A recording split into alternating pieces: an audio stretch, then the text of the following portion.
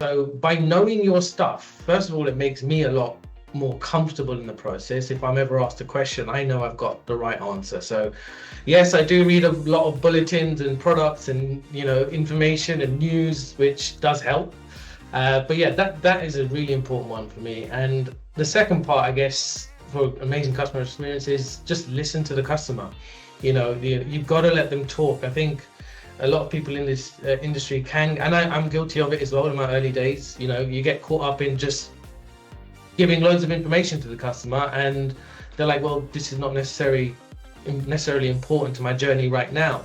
So if you listen, you'll know exactly where to lead the conversation. So yeah, those would be my top 2 tips.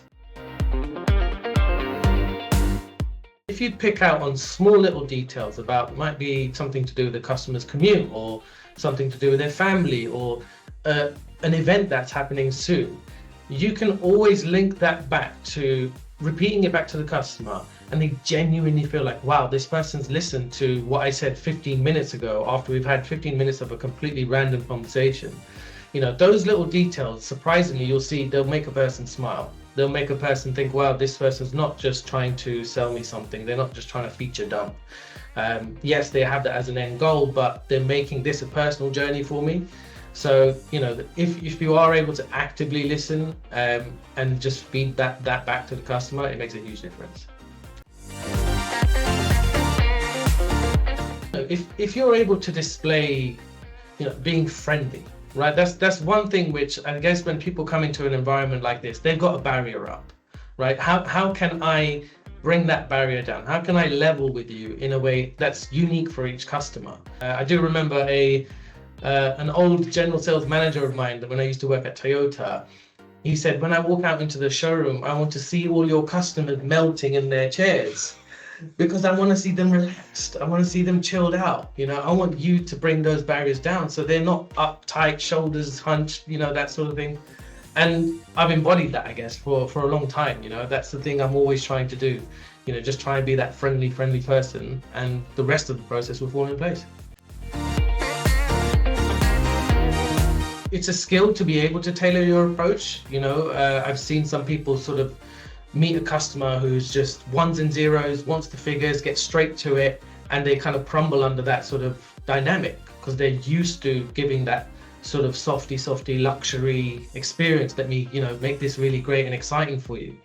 But if you're able to transition between this customer and that customer, so yes, the short answer is I think it's essential that you can tailor your approach because not every single customer is the same. It's really simple stuff. It doesn't need to be like a grand gesture or anything. Like, you've listened to them during the qualification process. You might find out they're like a golfer or something. Get them a set of golf balls or something like that on the day that they come and pick up their car. It's really easy now. We have all these merchandise things in the showroom to just get someone a generic like Lexus bottle or a phone charger, which unfortunately nowadays falls short of a customer's expectations. They are looking for something a little bit special. Even just like a message, on their handover, put it on a little silent salesman totem if you have to, thank you for your purchase, enjoy a new car, Mr. So-and-so, or, something like that. Again, I've noticed they'll always stop, stand next to the car, can you take a picture of me, that sort of thing. So that's a memorable thing.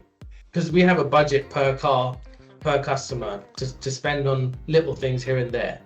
And why not use it for something that's truly meaningful? So they'll come back to you. Even like a dinner for two, for example. They'll come back and say, oh my God, yeah, that restaurant you booked for us was amazing. Like that sort of thing. It makes a big difference. Don't sell. Just help provide solutions to their problem.